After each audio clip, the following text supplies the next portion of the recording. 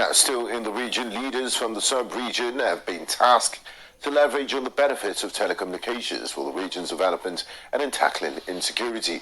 This was the highlight of one of the key presentations made at Winepeg in Ghana as lawmakers from the ECOWAS Parliament converged for its delocalized meeting of the Joint Committee on Political Affairs, Peace, Security and African Peer Review Mechanism, Legal Affairs and Human Rights, Telecommunications and Information Technology. The meeting is expected to review the impact of a growing access to telecommunications within the region and how it can be used as a force of development, peace and stability. As parliamentarians, you know that our first responsibility is to make legislations.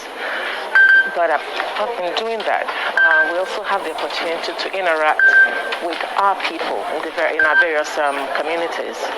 So this is a delocalized meeting of 3 committees: the political affairs, peace and security, then of course the ICT committee, then the legal affairs and human rights. So you can see that in a way they are also like intertwined when it comes to communication. Of course, we're going to do the basics. How do we as a community make communication easy within our community? Because you must also acknowledge the fact that it's not easy when you move from one country to another in our sub-region. Right now, in terms of access to the internet, over 100 million people across the region are connected, and that is projected to grow to close to 190 million by 2025, which is just about 3 years away.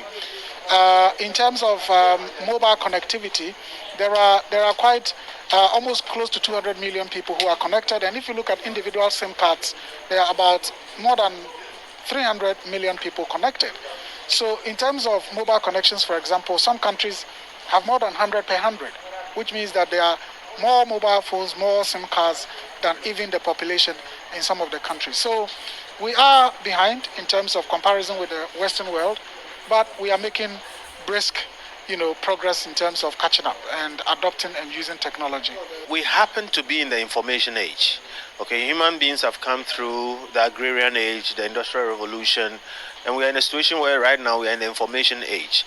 And there is one industry, as compared to other industries like farming or airlines or whatever, and this industry is the telecoms industry. And the telecoms industry just happens to be the driver of the information age.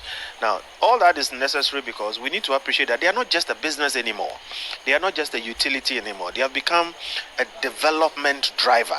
To that extent, therefore, we need to have special focus on them. Why? Because telecoms affects the very life of people. Okay, telecoms has to do with communication. Communication is life.